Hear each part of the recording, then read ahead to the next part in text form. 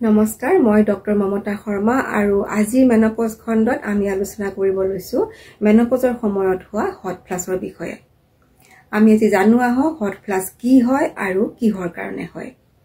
Hot flash হৈছে এটা গৰম অনুভূতি যিটো মানুহগৰাকীৰ বুকু ডিঙি আৰু মুখমণ্ডললৈকে বিয়পি পৰে আৰু ইয়াৰ লগতে মানুহগৰাকী ঘামি যাব পাৰে আৰু লগতে বুকুৰ ধপধপনি বা পালপিটেশন হ'ব পাৰে। আৰু এনে গৰম ভাব অহা অৰ্থাৎ হট ফ্লাছটো এগৰাকী মানুহৰ প্ৰতিদিনে 4 পৰা 5 বাৰ পৰ্যন্ত হ'ব পাৰে বা কিছুমানৰ ক্ষেত্ৰত যাৰ খুব বেছি হয় তেওঁলোকৰ 10 পৰা 20 বাৰ পৰ্যন্ত হট ফ্লাছ প্ৰতিদিনে আহিব পাৰে। এতিয়া আমি জানো আহক হট ফ্লাছ কিয় হয়। আমাৰ শৰীৰৰ বিভিন্ন অংগ প্ৰত্যংগৰ কাম-কাজ নিয়ন্ত্ৰণ কৰে আমাৰ মগজু আৰু মেৰুদণ্ডই। গতিকে মগজুৰ এটা নিৰ্ধাৰিত স্থান যাক আমি হাইপোথেলামাছ বুলি কওঁ, এই অংশটোৱে আমাৰ শৰীৰৰ তাপমাত্ৰা নিয়ন্ত্ৰণ কৰে।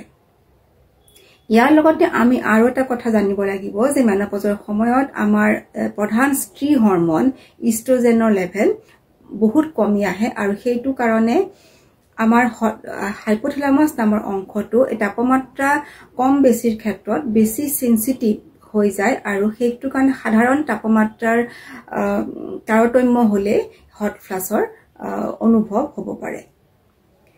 এতিয়া এই হট ফ্লাছৰ সময়ত মানুহগৰাকীৰ হাইপোথেলামাছ নামৰ অংশটোৰ অনুভৱ হয় যে শৰীৰৰ তাপমাত্ৰা বাঢ়ি গৈছে আৰু আমাৰ শৰীৰৰ তাপমাত্ৰা কমাব লাগে। আৰু এই কমাবৰ কাৰণে আমাৰ শৰীৰৰ ছালৰ শিৰা উপশিৰা বিলাকলৈ হাইপোথেলামাছৰ পৰা নিৰ্দেশ যায় বহলি যাবৰ কাৰণে, অৰ্থাৎ আমি মেডিকেলৰ ভাষাত কওঁ যে ভাছোডাইলেটেশ্যন হয়।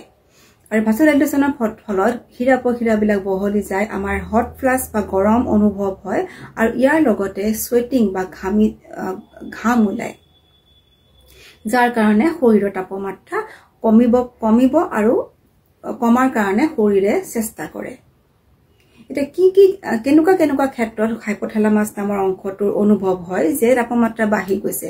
মানুহ এগৰাকীয়ে পাকঘৰত কাম কৰি আছে, তেতিয়া হাইপোথেলামাছ নামৰ অংশটোৰ অনুভৱ হ'ব যে তাপমাত্ৰা বাঢ়ি গৈছে আৰু হট ফ্লাছ তেনেকুৱা মানুহৰ বেছি হয়। যদি এটা এচি থকা ৰুমৰ পৰা এয়াৰ কণ্ডিশ্যন থকা ৰুমৰ পৰা বাহিৰলৈ ওলাই গৈছে, তেতিয়াও তাপমাত্ৰা তৎক্ষণাৎ কম বেছি হ'ল আৰু তেতিয়াও হট ফ্লাছ অনুভৱ হ'ব পাৰে। আনকি আমাৰ কিছুমান দৈনন্দিন কাম যেনে আমি মছলাযুক্ত খাদ্য খালে, এলকহল সেৱন কৰিলে বা স্মকিং কৰিলে, তেনেকুৱা ক্ষেত্ৰতো হট ফ্লাছ হ'ব পাৰে। গতিকে মগজুৰ এইটো অংশ অনুভৱ হয় যে আমাৰ শৰীৰৰ তাপমাত্ৰা বাঢ়ি গৈছে। আমি ইয়াৰ লগতে আৰু এটা কথা পাহৰিব নালাগিব যে ষ্ট্ৰেছ বা এনজাইটিৰো ইয়াৰ অৱদান আছে। ষ্ট্ৰেছ বা এনজাইটি থাকিলে হট ফ্লাছৰ অনুভৱ বেছি হ'ব পাৰে।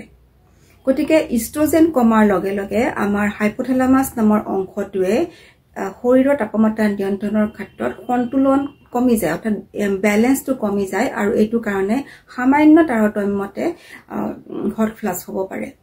আনকি মানুহ এগৰাকীৰ ঠাণ্ডা দিনত অৰ্থাৎ শীততো তেওঁ সামান্য তাৰতম্যতে তেখেতে গৰম অনুভৱ কৰিব পাৰে আৰু শীতকালীন কাপোৰ হয়তো তেওঁ কমো পিন্ধিব পাৰে, কাৰণ তেখেতৰ গৰম প্ৰায় লাগি থাকে। গতিকে আমি জানিলো যে হট ফ্লাছ কি হয় আৰু কিহৰ কাৰণে হয়। এতিয়া হট ফ্লাছ কিমান দিন থাকিব পাৰে? এইটো দেখা গৈছে যে বেছিভাগ মহিলাৰ ক্ষেত্ৰতে এই হট ফ্লাছ অনুভৱ কৰাটো 6 মাহৰ পৰা 2 বছৰৰ ভিতৰত কমি যাব পাৰে।